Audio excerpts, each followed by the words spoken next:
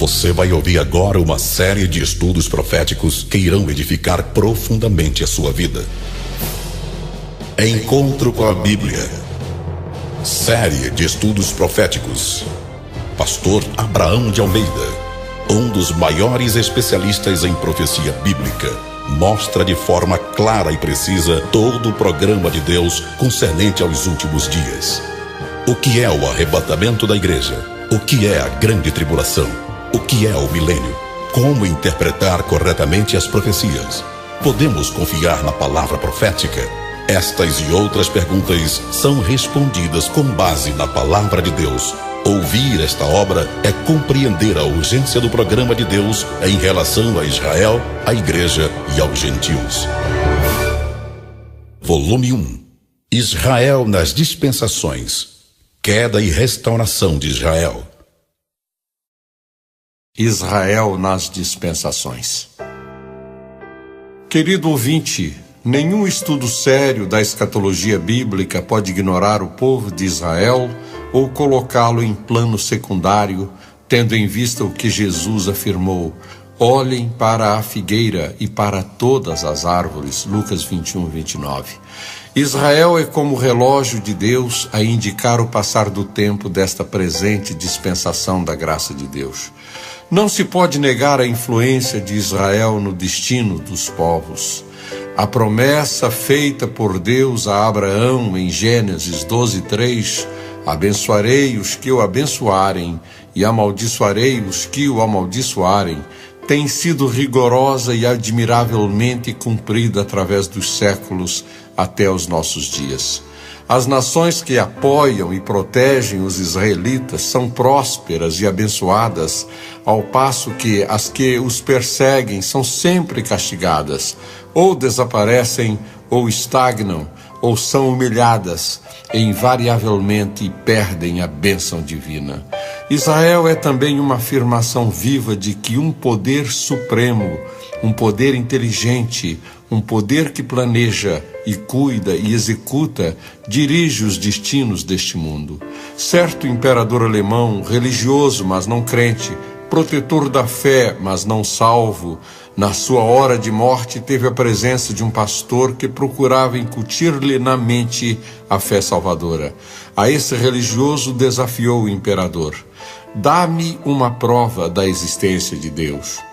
O povo de Deus, majestade, respondeu sem vacilar o pastor: sim, querido ouvinte, Israel é uma prova concreta de que Deus existe. Apesar de humilhado, perseguido, banido, massacrado, quase destruído por vezes, e isto durante milênios, vive ainda Israel.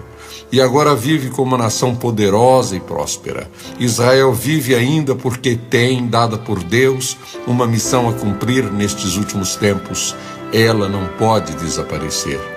Se Israel é uma prova irrefutável da existência de Deus, se Israel influi no destino das nações, quiçá no das pessoas, então é preciso estudar com profundidade a vida desse povo, mas estudá-la em todas as suas faces, para conhecer as mais estranhas e verdadeiras circunstâncias que servem de roteiro para as pessoas e as nações. O cidadão moderno necessita, para enfrentar a diversificada era em que vivemos, de ser uma pessoa bem informada, e nenhuma educação se completa sem o estudo desse povo que constitui um verdadeiro milagre do nosso tempo, o Estado de Israel, um país com cerca de 6,5 milhões de habitantes, cercado por mais de 100 milhões de inimigos, que, apesar de lhe moverem há décadas e com o indisfarçável apoio da maioria das nações, uma guerra contínua e cruel, não conseguem destruí-lo. Esse Israel se firma como o inequívoco sinal dos tempos. A Bíblia avisa: quando virdes acontecer estas coisas, o prometido reinado messiânico sobre Israel se aproxima e o lugar do Messias está vago, pois providencialmente o atual governo de Israel não possui rei. Eles, inconscientemente, aguardam o Rei Jesus e para ele reservam o trono.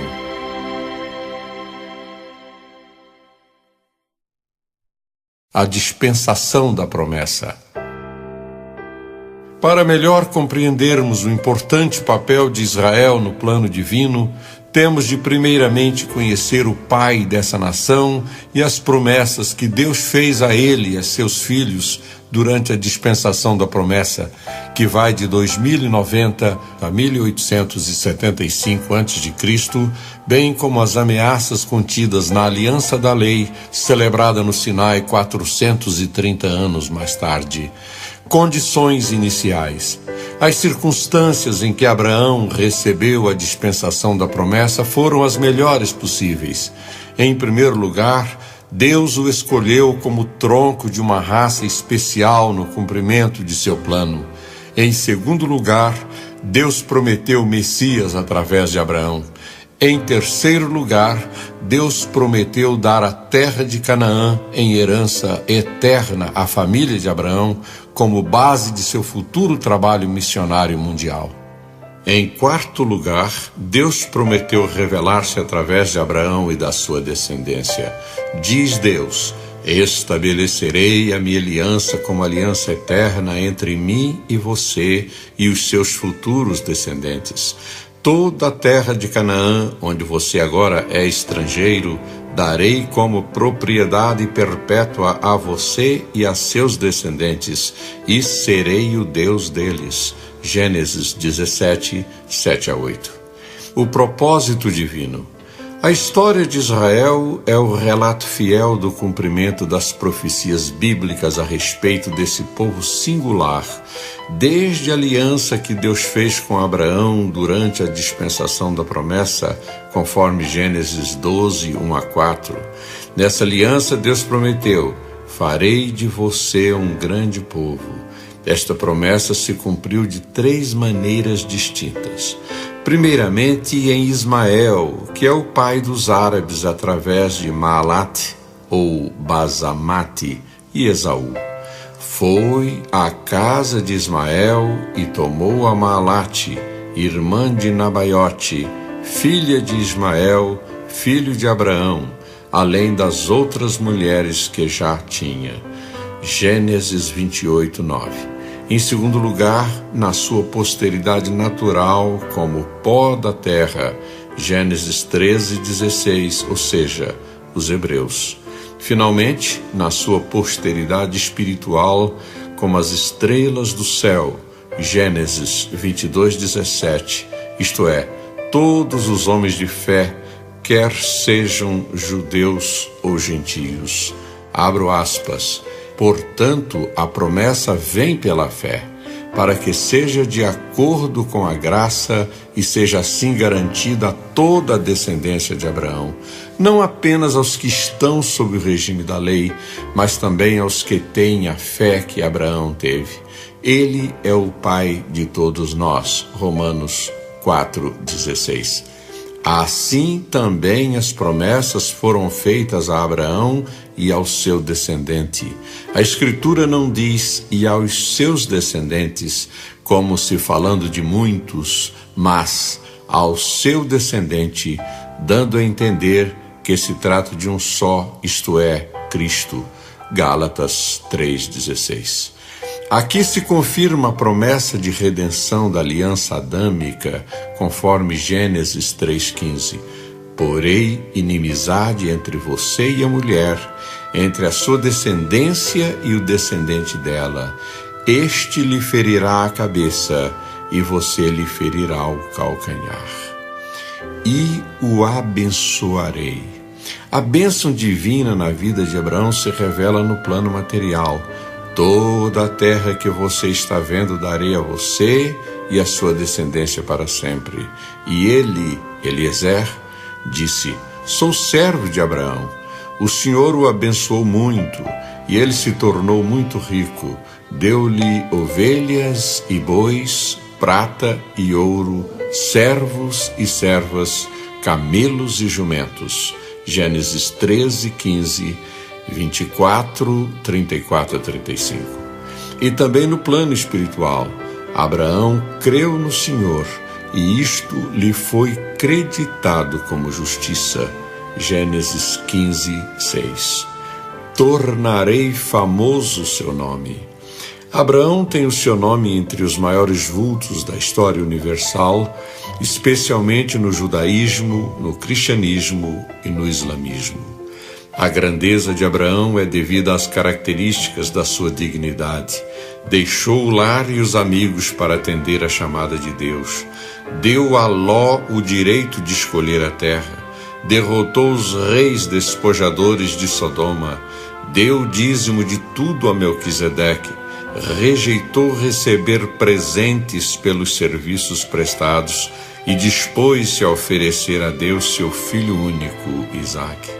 Em tudo isso nós vemos obediência, altruísmo, coragem, benevolência, incorruptibilidade e fé, além de uma vida de oração. E você será uma bênção. A versão de Mered Sous traz: e tu serás uma fonte de bênçãos. Milhões de pessoas em todo o mundo e em todas as épocas têm sido abençoadas mediante as promessas feitas ao patriarca Abraão. Abençoarei os que o abençoarem e amaldiçoarei os que o amaldiçoarem. Esta profecia tem sido rigorosamente cumprida através dos séculos, particularmente na dispersão e na restauração de Israel. Os povos que perseguiram os judeus têm sofrido um grande fracasso, enquanto os que os têm protegido prosperam. Essa profecia tem sido cumprida em muitos povos. Um bom exemplo é a Inglaterra, que proibiu a entrada dos judeus na Palestina quando eles mais precisavam escapar à polícia nazista na Europa e logo perdeu seu império.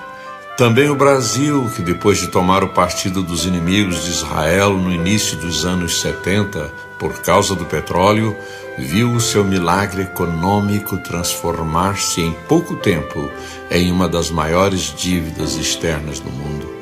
Finalmente, países perseguidores dos judeus, como o Iraque e o Irã, que até meados de 1984 já haviam registrado nos campos de batalha cerca de 1,5 milhão de baixas entre mortos e feridos. Muitos outros exemplos há na história antiga e recente, entre eles a Rússia.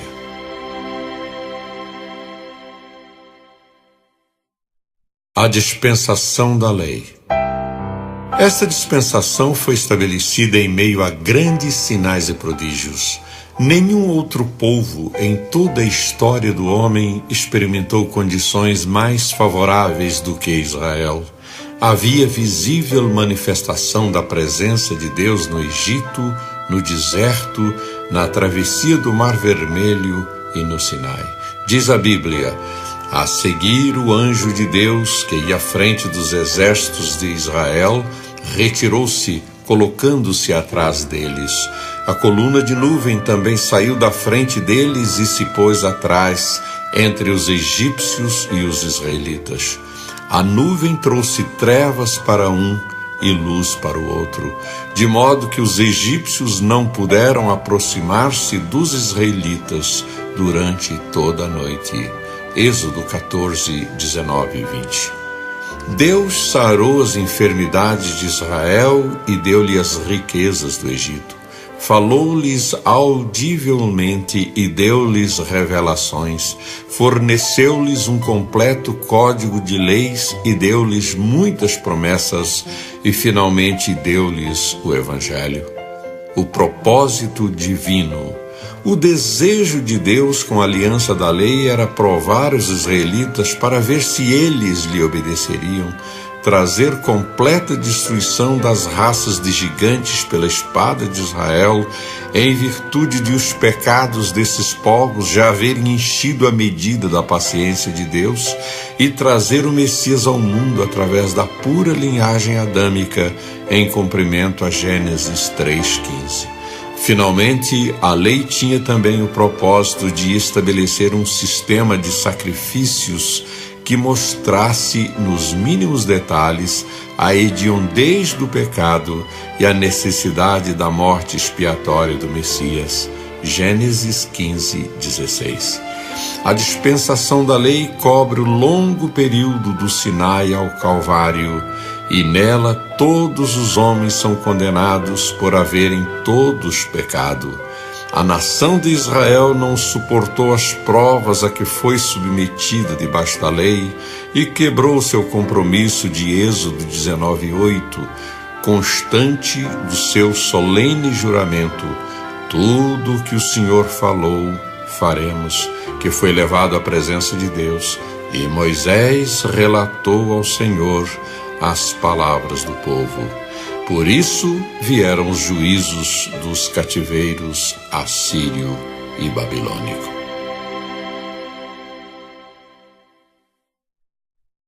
A dispensação da graça. O estabelecimento da dispensação da graça ocorreu na plenitude dos tempos, quando por toda parte era patente a falência da filosofia, da religião e da política em seus esforços para melhorar a vida humana. Um retrato dessa época nos é apresentado por Benjamin Scott. Abro aspas. É impossível descrever toda a miséria moral de uma religião pagã cujos deuses eram debochados, bêbados, fratricidas, prostitutos e assassinos, e cujos templos eram lupanares e antros dos piores vícios, chegando alguns a só serem tolerados fora das cidades. Vitrúvio 1:7. Seus espetáculos, as horríveis pugnas de gladiadores e cenas impuras, o Catão Caserneiro não podia presenciar.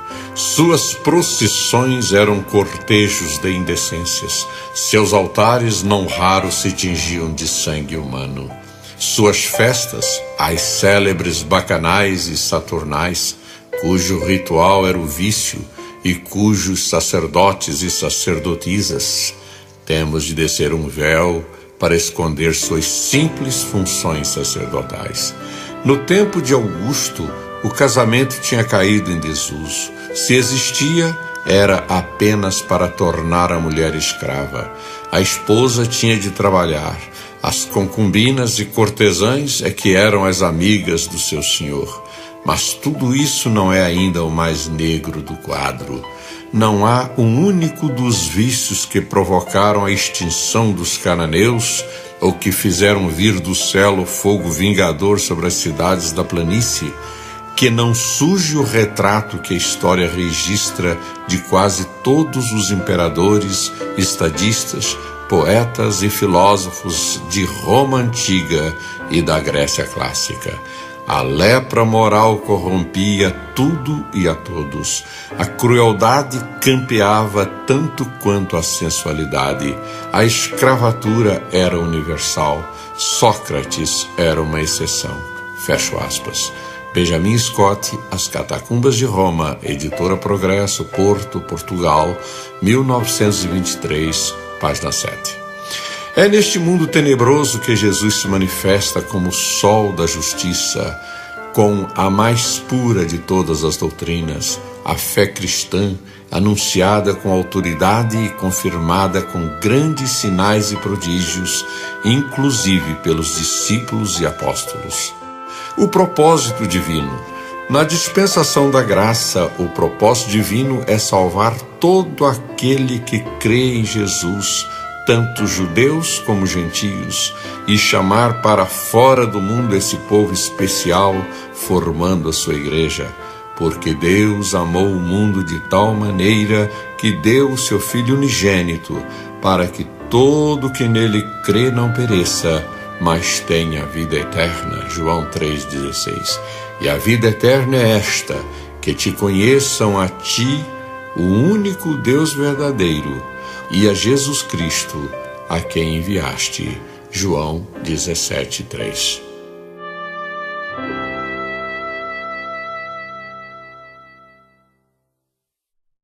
Israel rejeita o Messias. A dispensação da graça começou com a morte expiatória de Jesus, João 19,30, e terminará no arrebatamento da igreja. Em todo esse período, os israelitas, como nação, estão cortados postos de lado até que entre a plenitude dos gentios. A causa da rejeição temporária de Israel foi a sua recusa em crer no Messias, embora tivessem sido preparados para a fé durante séculos. Por rejeitarem Jesus e perseguirem a igreja, os judeus foram deixados de lado e as boas novas de salvação proclamadas aos gentios. Mateus 21, versículos 33 a 46. A queda e a elevação de Israel foram profetizadas por Simeão. Simeão os abençoou e disse a Maria, mãe de Jesus: este menino está destinado a causar a queda e o soerguimento de muitos em Israel e a ser um sinal de contradição. Lucas 2:34. Notem a ordem: ruína e soerguimento, diferente da história de outras nações que segue a ordem inversa, soerguimento e queda. Assim foi com países como Egito, Assíria, Babilônia, Medos e Persas, Grécia, Roma, Alemanha e muitos outros. Os juízos divinos. Jesus, referindo-se à profecia da pedra rejeitada pelos edificadores, disse que todo aquele que caísse sobre ela seria feito em pedaços. Mateus 21:44. Isso seria também o cumprimento de Daniel 9:26. Depois das 62 semanas, o ungido será morto, e já não haverá lugar para ele. A cidade e o lugar santo serão destruídos pelo povo do governante que virá. O fim virá como uma inundação. Guerras continuarão até o fim, e desolações foram decretadas. E também de Amós 9:9. Pois darei a ordem, e sacudirei a nação de Israel entre todas as nações, tal como o trigo é abanado numa peneira, nenhum grão cai na terra.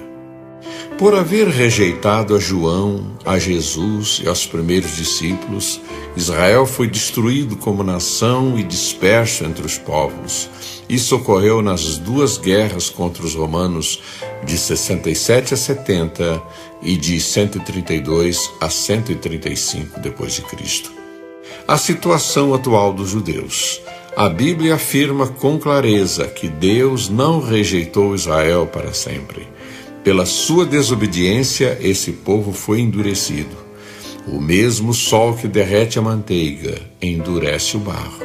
Ao opor-se Israel aos desígnios de Deus, foi então atirado ao juízo divino. Deus se recusa àquele que o recusa. Leia Romanos 11, 7 a 10. O propósito primeiro de Deus de trazer os gentios ao arrependimento não poderia deixar de ser alcançado por culpa de Israel. Ao haver rejeitado o Evangelho, Israel se tornara um obstáculo ao plano divino e por isso teve de ser removido. O apóstolo Paulo explica que, pela transgressão dos judeus, veio a salvação aos gentios para pô-los em ciúmes. Leia Romanos 11:11. Mas Deus, que por amor não quer excluir ninguém, pretende recolocar Israel no centro da sua soberana vontade, e isso ocorrerá quando o remanescente fiel se converter ao Messias Jesus no final da grande tribulação.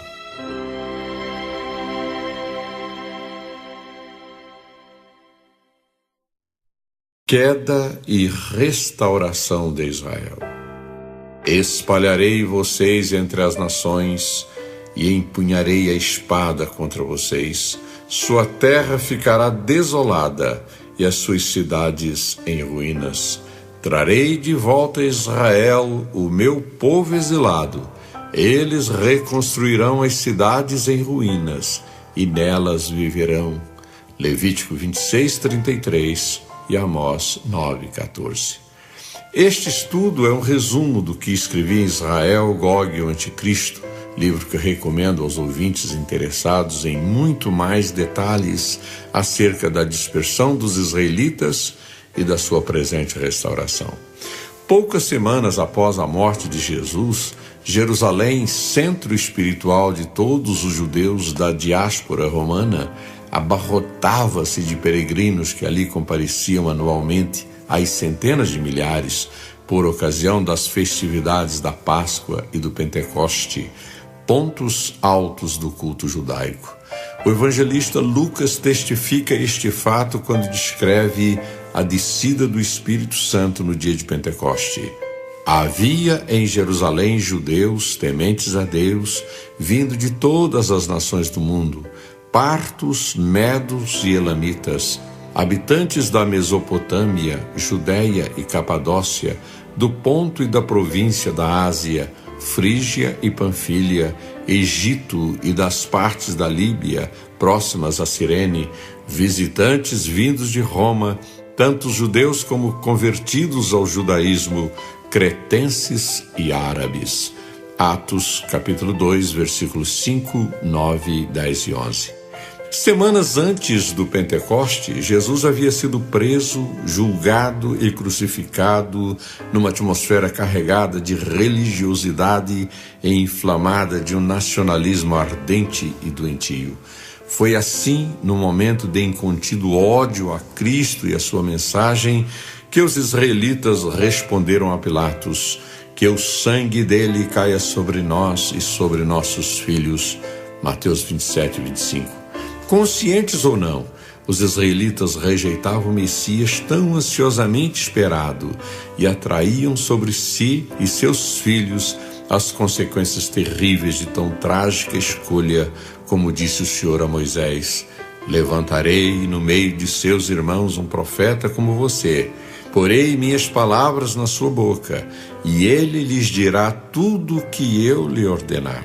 Se alguém não ouvir as minhas palavras, que o profeta falará em meu nome, eu mesmo lhe pedirei contas. Deuteronômio 18, versículos 18 e 19. O advento do cristianismo não apagou a chama nacionalista dos judeus, que continuavam sua trama secreta e multiplicavam os atentados violentos contra seus dominadores, tornando impossível qualquer solução pacífica a partir de maio de 66. Então as autoridades romanas reagiram pelas armas na tentativa de sufocar a rebelião organizada que pretendia assumir o controle de todo o país. Nero mesmo planejou esmagar a revolta depois que os rebeldes aniquilaram as guarnições romanas do Mar Morto e de Antônia. Várias e sangrentas batalhas travaram-se nas cidades de Galiléia, com elevado número de baixas em ambos os lados, mas prevalecendo sempre a férrea Roma, cujas legiões lutavam bravamente sob o comando de Vespasiano. Após o suicídio de Nero, foi Vespasiano aclamado imperador romano, e este deixou a última etapa da guerra aos cuidados de seu filho Tito. Este, na Páscoa do ano 70, ordenou o início do cerco de Jerusalém, determinando a construção de uma muralha de estacas ao redor da cidade de 7 quilômetros de comprimento, levantada em apenas 3 dias, a fim de impedir a fuga dos sitiados e forçá-los à rendição. Cumpriam-se as palavras de Jesus: virão dias em que os seus inimigos construirão trincheiras contra você, a rodearão e a cercarão de todos os lados, também a lançarão por terra, você e os seus filhos, não deixarão pedra sobre pedra, porque você não reconheceu a oportunidade que Deus lhe concedeu. Lucas 19, versículos 43 e 44. O terrível sítio de Jerusalém durou 5 meses de sofrimentos indescritíveis. Nesse período, 600.000 cadáveres foram lançados para fora dos muros da cidade. A peste e a fome encarregavam-se de dizimar centenas de pessoas diariamente, e muitas se punham a caminho da sepultura antes mesmo de chegada a sua hora. Quando a cidade caiu, contou-se cerca de 1.100.000 mortos, e apenas por uma das suas portas foram retirados 115.000 cadáveres. Dos 97.000 sobreviventes, a maior parte foi levada para Roma, muitos foram presenteados às províncias do império para que morressem como gladiadores nas arenas, em espetáculos públicos, e milhares de outros seguiram para trabalhos forçados no Egito. Com relação à cidade e ao grande templo de Herodes, a predição de Jesus não poderia ser mais minuciosa. Os alicerces dos edifícios foram removidos, inclusive os do templo, e toda a sua área ficou nivelada. Não ficou ali pedra sobre pedra. Lucas 19:44. De 132 a 135, os judeus tentaram de novo sacudir de sobre si o pesado jugo romano, e de novo a teimosia dos israelitas os leva à beira de um extermínio total. Cerca de 580.000 homens caíram somente nas batalhas, e outros milhares pereceram de inanição na cidade fortificada de Betera, não muito distante de Jerusalém, enquanto resistiam valentemente à implacável destruição levada a efeito pelos soldados romanos. Além de reconstruir Jerusalém como uma cidade tipicamente pagã, Adriano proibiu a prática do judaísmo sob pena de morte.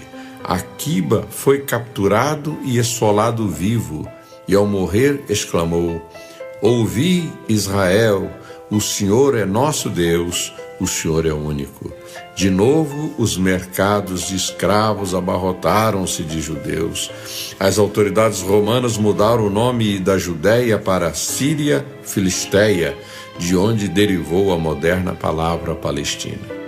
Eusébio de Cesareia, citando Aristo de Pela, afirma que toda a nação dos judeus, desde aquela época, foi totalmente proibida por decretos e comandos de Adriano de entrar nas terras circunvizinhas de Jerusalém, de modo que não podiam ver a terra dos pais mesmo à distância.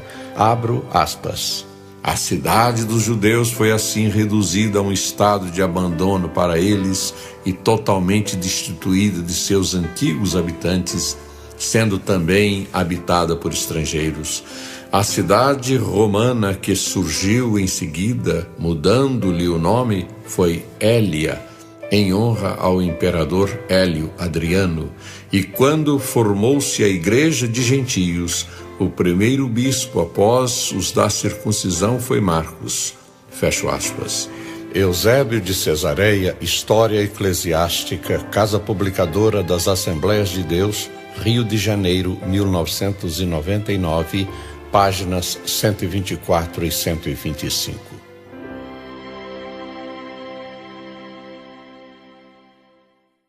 Cruzadas, peste negra, etc. Humilhados, diminuídos e marginalizados, os remanescentes judeus dedicaram-se ao comércio e trocaram suas ambições políticas pelas conquistas do espírito, transferindo o centro da sua cultura da Judéia para a Babilônia, onde os comentários às interpretações da Bíblia formaram mais tarde o famoso Talmud. Vivendo em paz e dedicadas ao livre comércio, as comunidades israelitas em várias partes do mundo chegaram a ser prósperas. Porém, no ano 681, na cidade de Toledo, a Igreja Romana começou a impor-lhes restrições. A superstição e o baixo nível espiritual a que desceu o cristianismo nominal durante a Idade Média ocuparam-se de fazer o resto. No ano 1096 foi organizada em Clermont, na França, a primeira Guerra da Cruz contra os maometanos ocupantes dos lugares santos da Palestina. Os cruzados, comandados pelo mercenário francês Guilherme, abateram-se sobre as comunidades judaicas da Renânia, de Trèveris, de Spira e de Worms, além de outros lugares. As hordas sanguinárias arrastaram homens, mulheres e crianças aos templos católicos para serem batizados à força, mas a maioria preferiu pagar com a vida sua fidelidade aos milenares princípios do judaísmo. Raciocinavam os irmãos peregrinos que, antes de exterminar os sarracenos no Oriente, precisavam eliminar no Ocidente os descendentes daqueles que crucificaram o Filho de Deus. Por volta do ano 1350, irrompeu devastadora a morte negra, uma peste virulenta que matou 1/3 de toda a população da Europa. Mais uma vez, a superstição, o preconceito antissemita e a ignorância encarregaram-se de lançar toda a culpa da desgraça sobre os judeus. O Papa Clemente VI inocentou os judeus, afirmando que eles morriam tão bem da peste como os cristãos, mas o fanatismo falou mais alto que a razão e a ruína veio como uma tempestade. Em mais de 350 cidades europeias, os infelizes israelitas foram mortos a pauladas, afogados, queimados vivos, enforcados e estrangulados.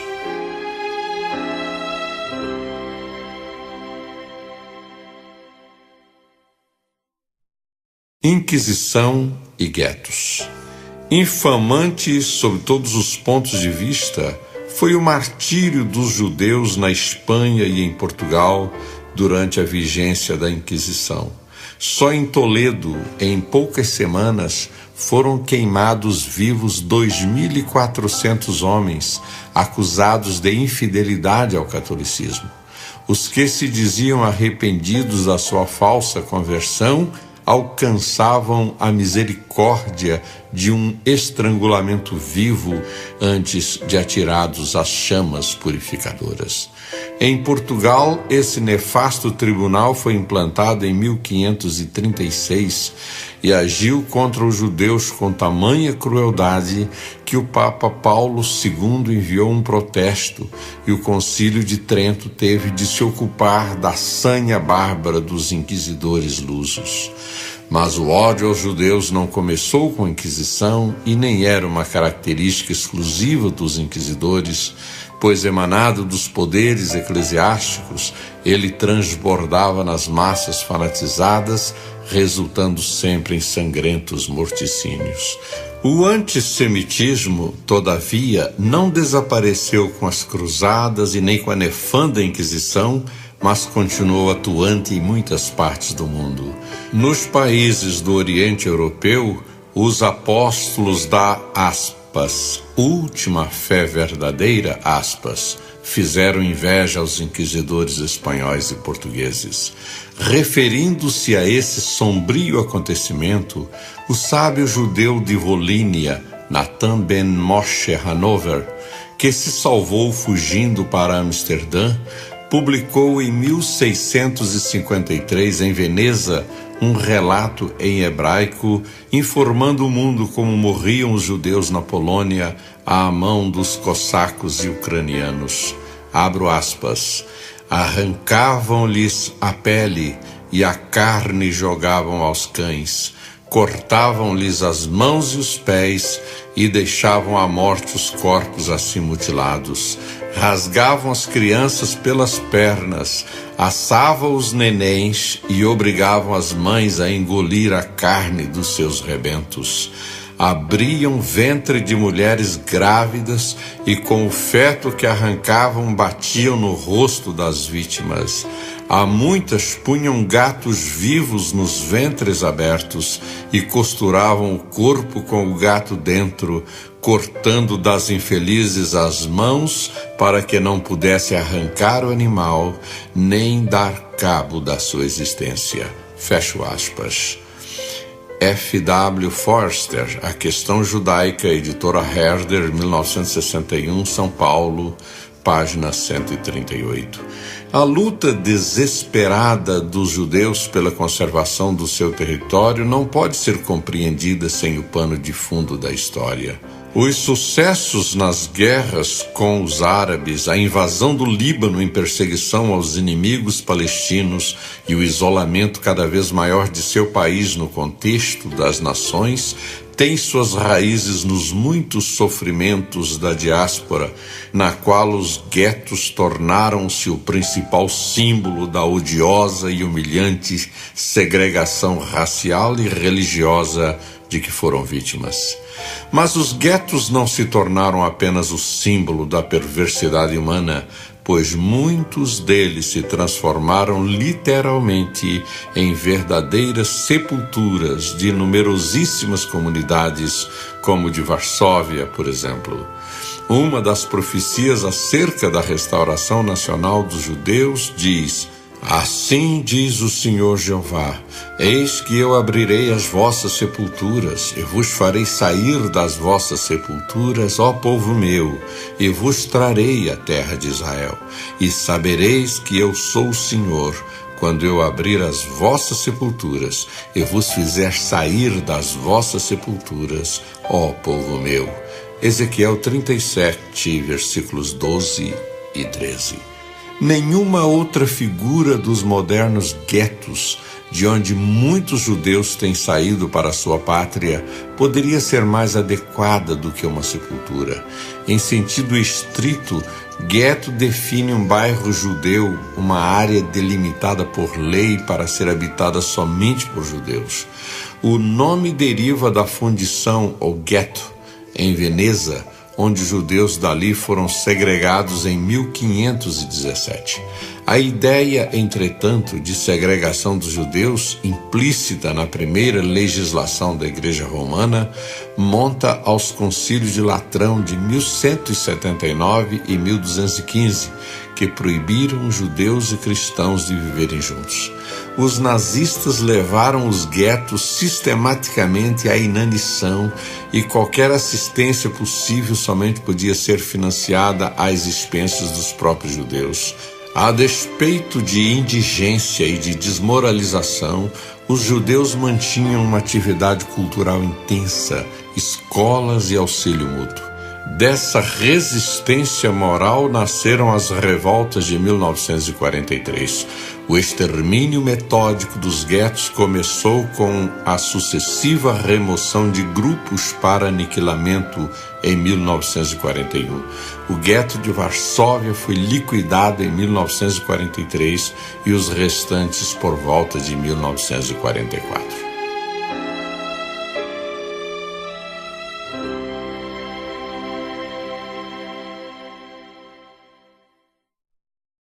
O Holocausto. Construído em 1933, o campo de concentração de Dachau, Alemanha, foi a prisão de dezenas de milhares de judeus durante a Segunda Grande Guerra. Em 1966, o governo alemão instalou no local um mostruário dos horrores ali praticados e tornou obrigatória a visita de colegiais de nível médio, para que não esqueçam a que ponto chegou o desvario nazista. Entre os dois fornos crematórios há uma estátua de bronze representando um prisioneiro de Dachau. Um homem esquelético, faces encaveiradas, roupas esfarrapadas, cabeça raspada. Uma legenda colocada ao pé da estátua é um angustiante grito de alerta à raça humana. Diz a inscrição: à memória das vítimas de todos os campos de concentração, como expiação dos crimes cometidos nesses campos, para advertência à humanidade e instrução a todos os visitantes, pela paz das classes e das raças, para salvar a honra da nossa nação e pela comunidade dos povos. Nesse local sombrio morreram homens e mulheres depois de suportarem as mais variadas formas de tortura estudadas minuciosamente pelos carrascos. Havia nesse campo o local dos fuzilamentos, a barraca das experiências médicas, onde novas drogas eram testadas em cobaias humanas, a barraca das punições especiais com suplícios e agonias, a forca e a câmara de gás. E que falar de Birkenau e Gleiwitz? No primeiro, as enormes filas de condenados caminhavam para dentro do forno crematório, não sem antes serem aspergidas de gasolina para se consumirem mais depressa. No segundo campo, uma esteira transportadora guardada por soldados atentos e cães treinados levava os condenados diretamente à fornalha vivos. Eles eram atirados sobre a veloz esteira por outros judeus do trabalho forçado, os quais, por sua vez, depois de exaustos, seguiam o mesmo trágico destino de seus irmãos. A matança era tão intensa em todos os campos de concentração nazistas que estes só não conseguiram levar a cabo a sua solução final do problema judaico, porque perderam a guerra.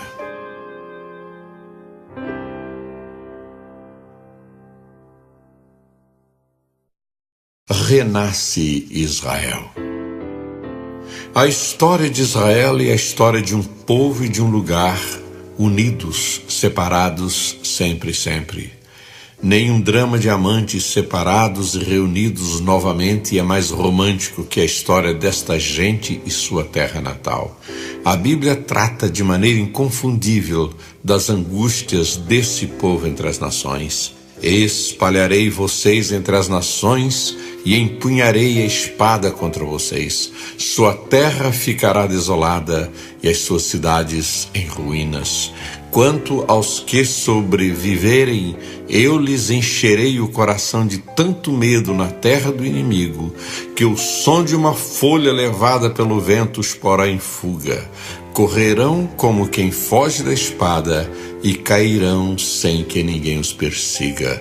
Levítico, capítulo 26, versículos 33, 36 e 37. Mais adiante, continua a palavra de Deus. O Senhor fará que vocês sejam derrotados pelo inimigo. Um povo que vocês não conhecem comerá aquilo que a terra e o seu trabalho produzirem, e vocês sofrerão opressão cruel todos os seus dias. Deuteronômio 28, 25, 33 e 37. É impressionante como tais predições tenham sido tão rigorosamente cumpridas. Mas assim como, findando a noite, surge a manhã de um novo dia, a aurora raiaria também para o povo judeu, porque também o Senhor prometeu: apesar disso, quando estiverem na terra do inimigo, não os desprezarei, nem os rejeitarei para destruí-los totalmente, quebrando a minha aliança com eles, pois eu sou o Senhor, o Deus deles. Levítico 26, 44. O retorno dos judeus à sua terra começou precariamente no século XIX, em consequência dos horrorosos pogroms ou massacres praticados livremente contra esse povo nos guetos de centenas de cidades europeias e principalmente na Rússia. Cada grupo de imigração era conhecido como Aliyah, palavra que significa subida, extraída da expressão bíblica subindo para Jerusalém. Em 2 de novembro de 1917, a Inglaterra inclina-se a favor do sionismo através da declaração do ministro dos Negócios Exteriores do governo britânico, Balfour, submetida ao gabinete de ministros daquele país e por ele aprovada. Esse famoso documento foi responsável por muitas reviravoltas políticas em todo o mundo e principalmente no Oriente Médio. Animados por essa promessa, o movimento imigratório aumentou consideravelmente em cumprimento à profecia bíblica: trarei de volta a Israel o meu povo exilado, eles reconstruirão as cidades em ruínas e nelas viverão. Plantarão vinhas e beberão do seu vinho, cultivarão pomares e comerão do seu fruto.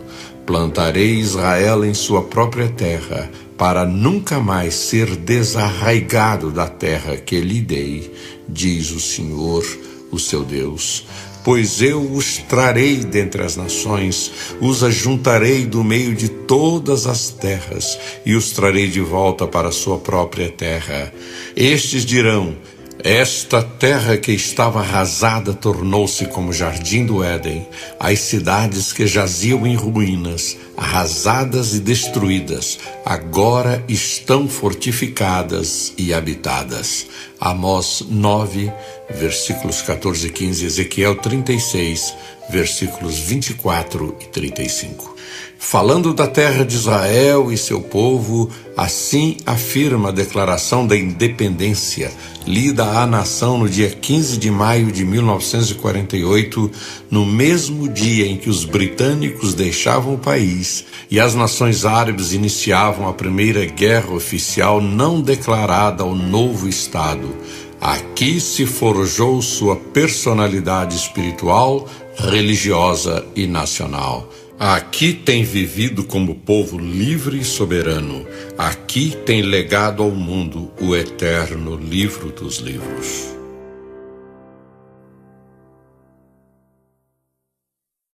Deus luta por Israel. Naquele dia os egípcios serão como mulheres, tremerão de medo diante do agitar da mão do Senhor dos Exércitos, que se levantará contra eles. Judá trará pavor aos egípcios. Isaías 19, versículos 16 e 17. Embora a ONU tenha determinado a partilha da Palestina em 2 estados, Israel e Jordânia, os judeus tiveram de garantir o seu direito de propriedade da terra às suas próprias custas. A guerra começou no dia da partida dos britânicos, 14 de maio de 1948, e mais uma vez o pequeno Davi teve de defrontar-se com o gigante Golias. Poucos acreditavam que o novo Estado durasse 2 semanas. Como poderiam 700 mil judeus mal armados proteger cidades desguarnecidas contra mais de 30 milhões de ferozes inimigos equipados com o mais moderno material bélico? Conta Meir Levin que os comandantes árabes já escolhiam as casas de Tel Aviv que pretendiam ocupar. Às tropas foram prometidos os despojos da guerra, mulheres e produto do saque. Mas nada disso aconteceu. Batidos vergonhosamente em todas as frentes de batalha pelo minúsculo, mas heróico povo israelita, os países árabes consolavam-se uns aos outros, dizendo que haviam perdido a batalha, mas não a guerra. Esta, realmente, transferiu-se dos campos da Palestina para as tribunas das organizações internacionais, de onde a nova nação judaica foi alvo das maiores intrigas e ameaças por parte dos seus inimigos feridos e humilhados. Acreditando na feroz ameaça de seus irmãos de sangue, muitos árabes residentes em Israel, ao iniciar-se o conflito de 1948, abandonaram o país para que os judeus fossem varridos e exterminados. Porém, como tal não ocorreu, esses deslocados foram mantidos fora de Israel para fins de propaganda política. Em 1956, todo o ódio árabe, alimentado dia a dia desde 1948, transborda-se. Nasser apodera-se do canal de Suez e ameaça Israel. Já por diversas vezes gritara ele que haveria de vingar sua derrota de 1948, empurrando os judeus até o mar. Mas o primeiro-ministro Ben-Gurion resolveu atacar primeiro, numa rápida e fulminante campanha, e os israelenses, comandados por Moshe Dayan, limparam o Sinai, localizando e destruindo as bases inimigas, onde encontraram vastos depósitos de armas russas. As derrotas de 1948 e 1956 não bastaram para que os povos árabes aceitassem a realidade inegável da existência de Israel como nação e da sua firme determinação de manter a independência do país, mesmo às custas de enormes sacrifícios. Armados pelas grandes potências e estimulados por seus governos belicosos, os árabes, liderados pelo ditador egípcio Gamal Abdel Nasser, planejaram e tentaram, em junho de 1967, a destruição do Estado judaico. Foram 6 dias de medo e apreensão em todo o mundo, de terrível surpresa e humilhação para os invasores e de grandes e inesquecíveis glórias para a jovem nação israelense. Os prejuízos sofridos pelos árabes em preciosas vidas humanas e em caríssimo armamento foram deveras impressionantes.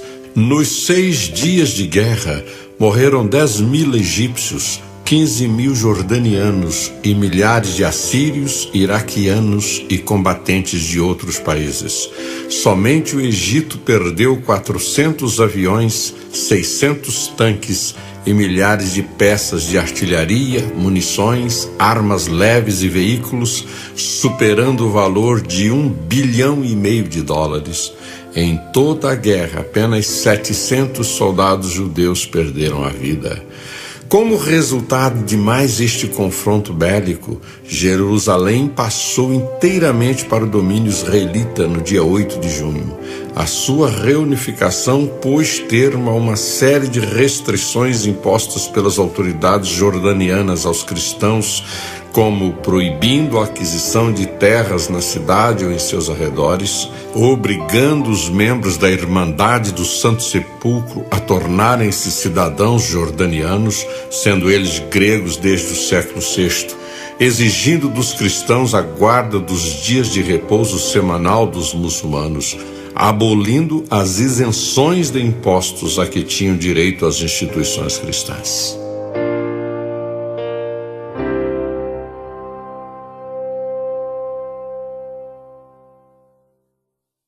Assombro e milagre.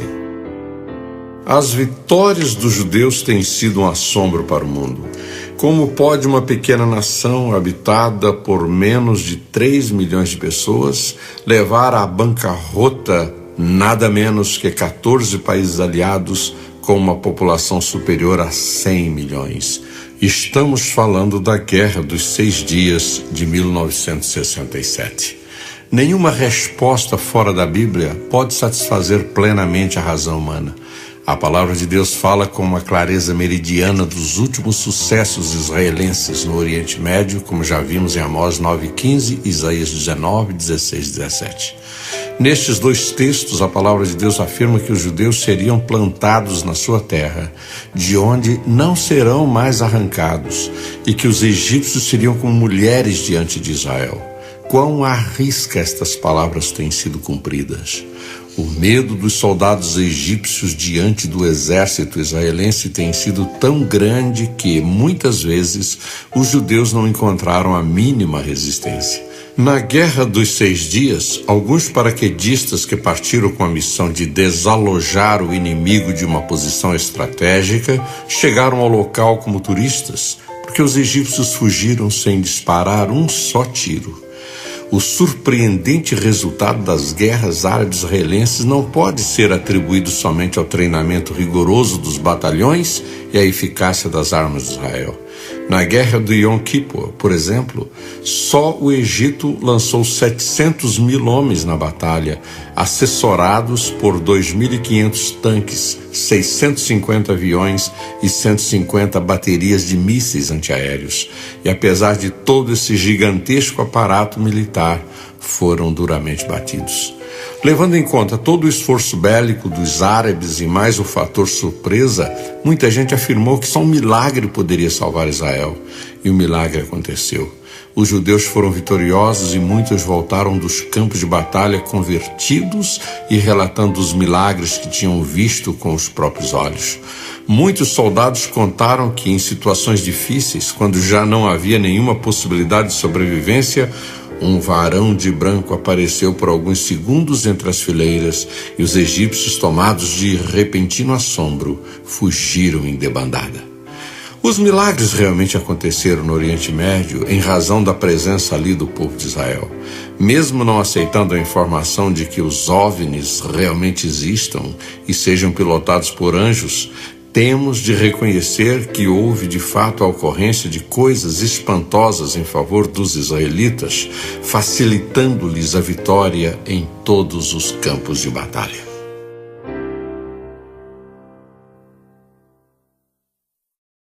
A expansão territorial. Israel defende a necessidade de fronteiras seguras para seu país e suas últimas mudanças políticas vieram reforçar ainda mais esta posição. Atraiçoado várias vezes por seus vizinhos, abandonado por seus aliados e mais de uma vez deixado à sua própria sorte pelos organismos internacionais, o país hebreu sabe dos riscos que corre e por isso mesmo age segundo o seu próprio critério de segurança. Mas existe outro aspecto do problema palestino quase sempre desconhecido e negligenciado pelas grandes potências: a escatologia bíblica. Em realidade, a Bíblia não é compulsada pelos políticos em busca de uma resposta aos mistérios que envolvem a descendência de Abraão. Como justificar a sobrevivência desse povo perseguido durante tantos séculos e o seu retorno à Terra Santa, senão pela ação de um Deus eterno?